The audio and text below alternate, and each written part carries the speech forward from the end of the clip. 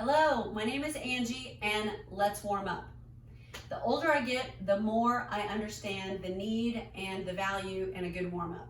And today what I'm going to give you is a template of just a great general warm up that you can add sports specific drills into if you're going to do, say, a running workout or golf or tennis or football, basketball, or even dance. So this is a good general template that you can add more specific drills into based on what you're going to be doing as a workout afterwards.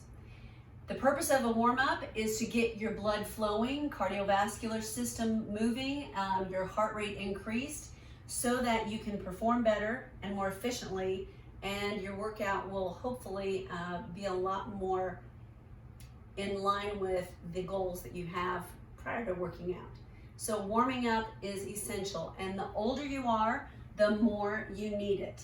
The more intense your workout is going to be, the longer your warm-up needs to be. If you're doing a light workout, you can do a light warm-up as well.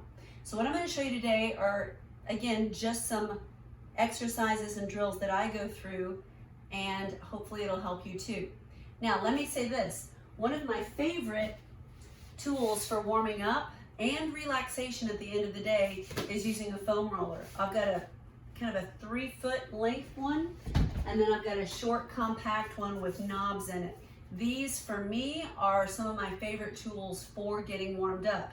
They're called SMR tools, which is self-myofascial release, and it does get your blood flowing, helps ease back pain and sore muscles, and it's not really an exact science. I will start with it on mid-thoracic, so mid-back. I'll lift my hips up, protect and support my head and neck, and then just roll a few inches up and down. I'll take an angle to one side or an angle to the other, and the point being is that if I feel any trigger points or any soreness, I'll hang out in that area, roll up and down and take a few breaths. And again, this is pushing oxygenated blood through those muscles, helping to ease and break up those trigger points and get my fascia ready and primed for a good workout. So I will do this on my back, my legs, quads, hips, before a workout. Before this warm-up, I will typically do that, and then after a workout, and then in the evening for relaxation. So I want you to look at a warm-up and how you view it, kind of like I do when it's cold outside. Pretend it's not summer. It's below freezing. I go out to my car, not in a garage, and I get in, I turn it on, and I immediately want to flip on the heat and have it heat me up. But we know that doesn't work. We've got to allow the car time to heat up before I can turn the actual heat fan on and expect heat to come out of it. The same way with our bodies. We've got to not only fuel them for the workout, but we've got to warm them up properly so they perform efficiently, effectively, and in the best way possible. So let's get at it. We're going to start with, just like I said, a total body good general warm up. I like to start at the top of my head, so I'm going to look side to side. And when I talk about dynamic stretching, dynamic drills, that means no more than 1 to 2 seconds. So I'm not statically holding any kind of movement during a warm-up. And then I'm going to look down and then gently look up. If you have any neck or cervical issues, don't do this. Anything that you've been advised not to do, don't do. I particularly don't like to do head circles unless I know the client, and I don't want to prescribe them in a warm-up unless I know that your neck and cervical spine is okay. So front and back. Then just general shoulders. I'll usually go back about 10 times. You're joining me, right? And that's about 5. This feels great. And then let's reverse that circle. So I'll do them both directions. A few more. And then we're going to do some arm raises. So I'm going to take my feet about shoulder width apart, up and down. My palms are slicing through the air. Your range of motion as you do these should increase a little bit, meaning when you first start, unless you have any kind of shoulder impingement or shoulder issue, As you do more of these, you should find out, wow, I can stretch a little bit longer, I can reach a little bit higher. So again, 5 to 10 is usually what I will do. Awesome. Now, hands on the hips, I'm gonna do some hinging. I'm gonna get to the side. So I've got my hands positioned here, my toes are forward. I'm gonna hinge forward. Notice my back is flat. I'm not here, okay? I'm not reaching like this. I'm hinging, so a pelvic tilt forward. And then I'm gonna come up and I'm gonna flip my fingers around, back supported, and hinge it back. About 5 of these is where I like to start. And again, work with you. Work with what you've got, and don't think that you have to get to a certain level of flexibility to make these effective. This is your warm-up for your workout, for your body. And let's go one more. Oh, this feels so good. From here, we're gonna add to that. We're gonna take our arms up. I'm gonna hinge forward and touch. If that works for your flexibility, then I'm gonna bend my knees and bring my hands in. I'm gonna take a look back. I'm gonna take a look back, and I'm gonna rise to my heels and circle my arms back. Up, hinge, touch, reach, squat down, knees are open, so I've got access through my hips. I'm gonna look and reach, press up, circle back. 2 more times. Up, touch, squat, reach and look back, up, circle. 1 more. Up, touch, squat, reach and look back, up and circle. Then I'm gonna do some leg swings. You can hold on to a wall or a chair, but this is great for getting your balance, your body's proprioception, meaning kind of where you are in space. These look easy, these are not easy. Switch the other leg, forward and back. 5, 4, 3, 2, 1. Then I'm gonna go laterally. These are particularly challenging for me, but the longer and more I've done them, the better I get with them. And switch, side, 5, 4, 3, 2, 1. Then we're gonna do our hip and knee circles.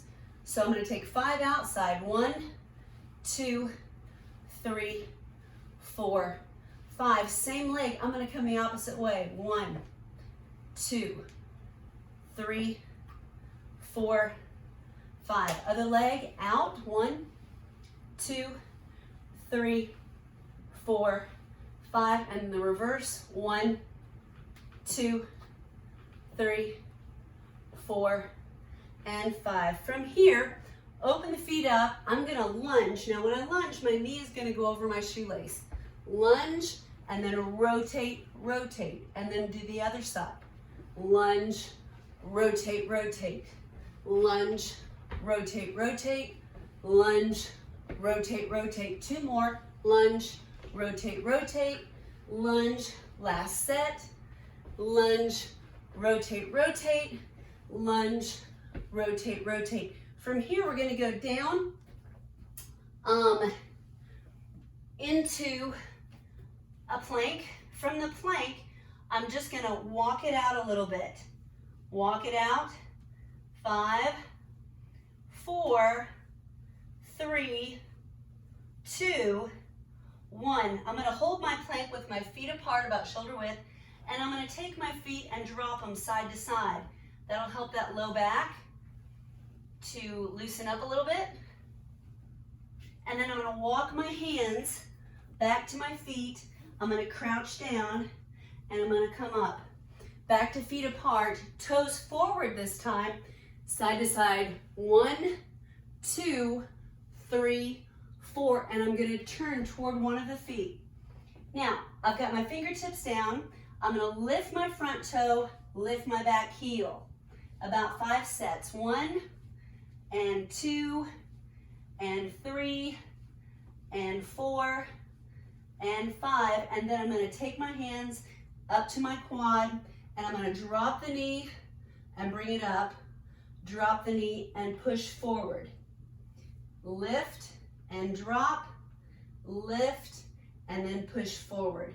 Fantastic. I'm gonna go back to the center, few more side to sides, And then I'm gonna take it to the other side. And front toe up and back heel. So it's kind of a rocking motion, but you're getting those hamstrings nice and awake, as well as your hip flexor and your quads, hip flexors and quad muscles. From here, we're gonna drop it down and bring it up, drop it down, bring it up, push it forward a little bit, bring it back, drop it down, bring it up, drop it down, up, push it forward. From here, back to the plank, we're gonna go on down to kneeling position. And then your fingers, I want you to try to turn your fingers toward your knees. And we're gonna get those wrists warmed up. I'm gonna rock back and forth 5 times. 1, 2, 3, 4, 5. And then I'm gonna take my palms, turn them up and have the fingers face each other and go laterally. 1, 2, 3, 4, 5. Awesome. From here, hands come up behind the hips, and I'm gonna engage my glutes and press forward and then sit back on my heels. Press forward, 1, 2, back to my heels. Now if you wanna try a camel stretch, it's called, you can do a reach if you've got that available flexibility. 1, 2, and then back to seated. And then again, contract the glutes, press and open that chest. And one more time, reach, squeeze, and drop. Fantastic. From here, we're gonna turn it over to tabletop position. We're gonna lift up the hips, so lift the glutes up, and we're gonna actually just reach. Now your hand, this is what I want you to pay attention to. What feels good to your shoulder, to your wrist? You determine. Mine kind of face back to an angle, but the drive and what I'm looking for is the hips to come up, especially you runners. Weight's on my heels, but you've got to engage your glutes and really start activating and firing them. So that's where this is a great warm-up tool. 3, 2, 1, and then I'm going to switch and lift. So I'm firing my glutes, engaging them, driving them up, squeezing at the top. 5, 4, 3, 2, 1. Beautiful. I'm going to take it over on my belly, hands underneath my shoulders. I'm going to do halfway press-ups. What I want you to try is to not tighten your glutes now. We tightened them before, but now I want you to purposely and intentionally not contract them. And we're just going halfway for 4 or 5. And then after 4 or 5 of those, all the way extension, whatever that means for you. Keep the shoulders away from your ears. None of this. Shoulders away from your ears. Take a nice breath. And exhale. And then a small rotation if, again, that is accessible on your shoulder mobility and your flexibility. From here, what I'm going to do is I'm going to tiptoe my toes into my hands and then walk my hands out to that plank. Then reverse it, walk my hands in and tiptoe my feet back out. One more time. Tiptoe feet in, walk hands out, walk hands in, tiptoe out. Excellent. And then I'm going to walk my hands finally to my feet, bend my knees, hands on my thighs, uncoil, roll up, and a big breath. From here, then I'm going to start some light jogging. So jog with me. We're going to go 30 seconds. If you don't jog, give me a march and really pound those arms. Drive them, get them warmed up. So either a light jog or a march. Either way, get the arms moving. Open and close those hands. Open and close those hands. There you go. Blood pumping, temperature going up, blood flowing, heart's going, hello, I'm ready. Come on, come on. A little bit more. We've got 5, 4, 3, 2, 1. Next thing I'm going to do, jumping jacks, or if you want low impact, or you live in an apartment, you don't want your neighbors to hate you, you can do some side taps. You can add some arms to it, or add jacks like this jacks with the hands in front or circle jacks, and then reversing. Nice. About 10 more seconds.